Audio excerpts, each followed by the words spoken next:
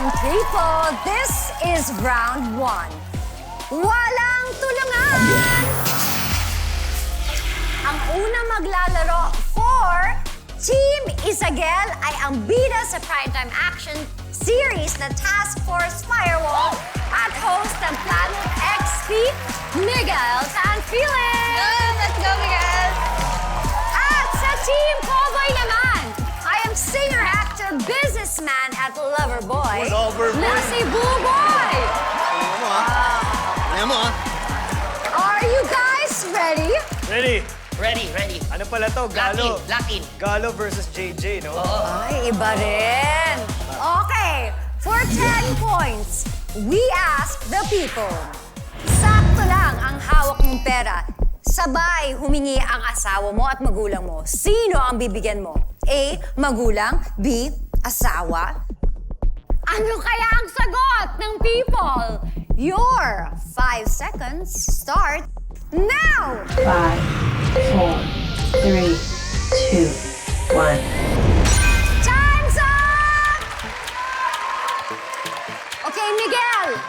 Ano sa tingin mo ang sagot ng people? Kasi tinitingnan ko yung crowd natin ngayon eh.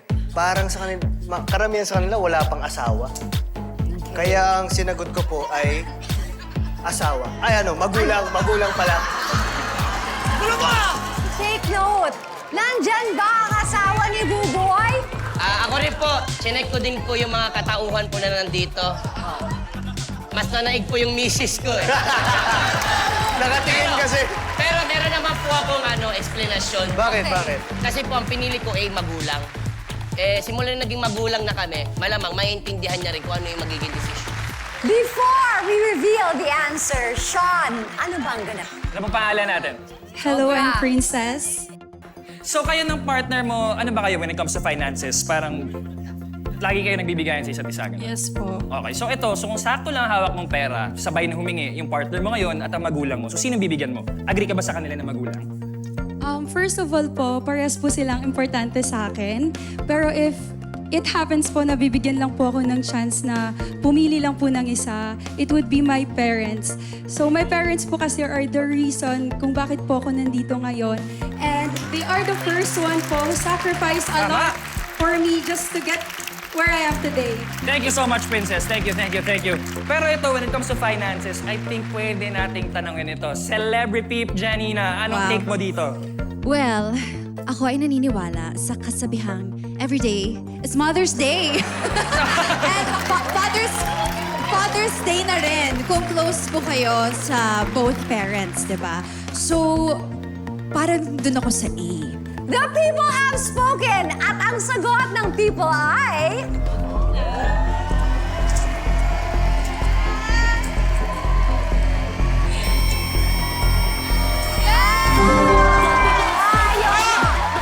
Wow! Pareho silang tama! So, that is 10 points for Team Isagel and 10 points for Team Cowboy. We are off to a good start. Ang sunod ng maghaharap, Isabel and Kokoy. We shall move on to the question number 2. Ito, 20 points. We ask the people. Hindi mo gugustuhin magkaroon ka ng letter A? Matinding putok? B. Mabakong hininga? Ano kaya ang sagot ng people? Your 5 seconds start now. 5, 4, 3, 2, 1. Time's up! Isabel.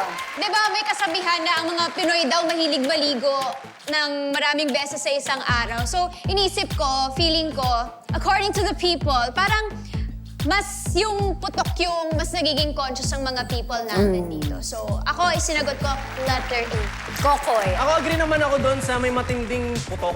O kahit sino naman ayaw ng may putok, di ba? Parang hindi naman talaga katanggap-tanggap yun. Pero para sa akin, bad breath eh, di ba? Parang kasi ako dahil gusto kong kumakausap ng iba't ibang tao, parang hirap naman kumausap ng tao. Hindi lang naman ako, yun din yung feeling kong sagot ng karamihan na may bad breath ka? Para paano ka magsasalita? Yun na nga. Sean, sino bang may putok dyan? Our Lady in Red, Na-conscious ano bang yan. pangalan mo? Carol po. Sorry, ang lapit ko. Chinek ko lang din yung sa'yo. So, Carol, eto. Di Yes, mo po. gustuhin magkaroon ka ng matinding putok o mabahong hininga? Letter B po, mabahong hininga. Yes. Dahil? Kasi po, for me po, pag matinding putok, baka dahil lang pinagpawisan, maraming factor eh. Pero pag sinabing mabahong hininga, kailan ka huling nag-toothbrush? Tama. Diba? Hygiene ang usapan, di ba? Tama, oo. And also, kapag matinding putok, ligo lang, sabon at tubig, mura. Ate ko, pag mabahong hininga, ang mahal. Kasi papacheck up po pa sa dentist. Oo.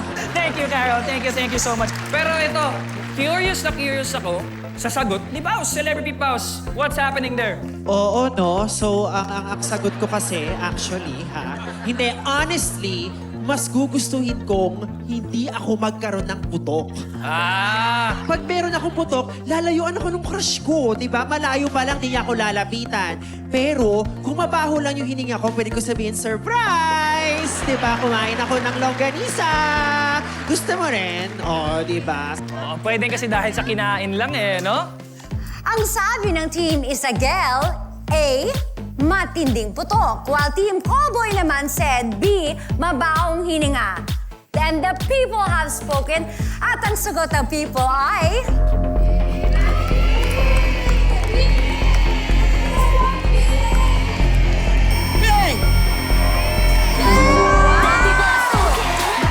Tamang Isagel! Matinding putok! Ayun na nga, leading na ang Team Isagel na may 30 points habang may 10 points naman ang Team Cowboy. Okay lang. And this time, magtatapat ay sina Miguel and Kokoy. Our next question is worth 30 points. We ask the people, kapag nabuntis ng lalaki ang kanyang girlfriend, dapat ba niya itong pakasalan agad-agad? A, dapat lang. D, hindi kailangan. Ano kaya ang sagot ng people?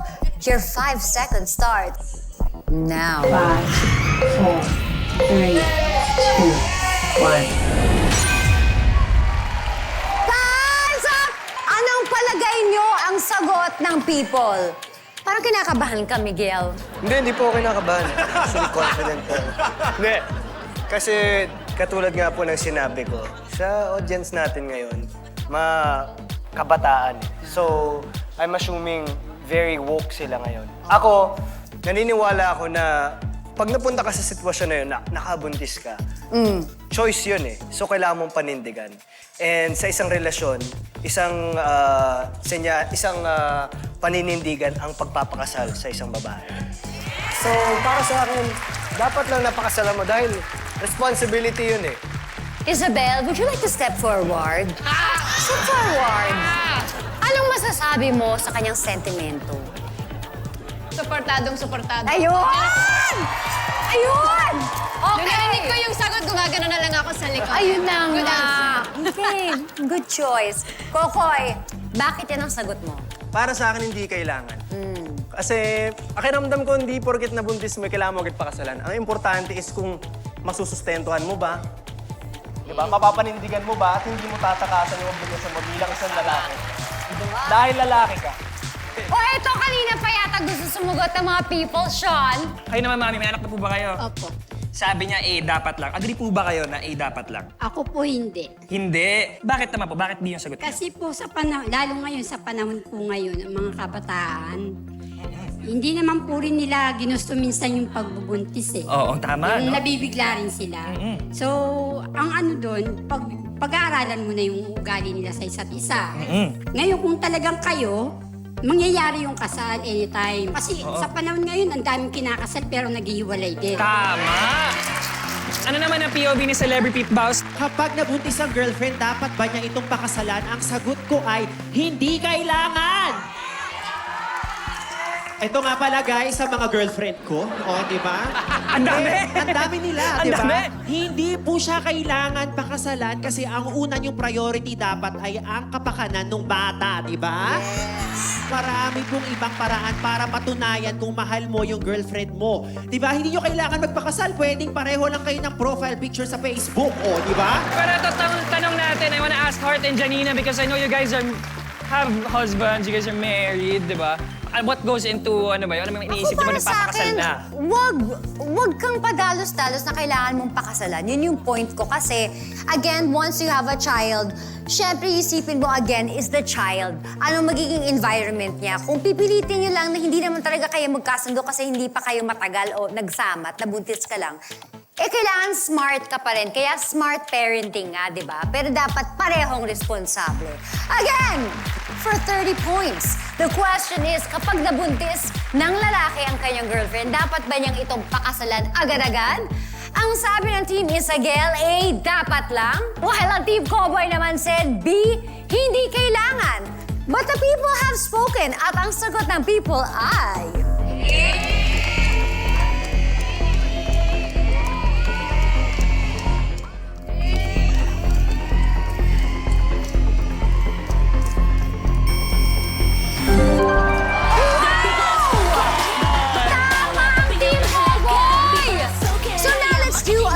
Recap muna.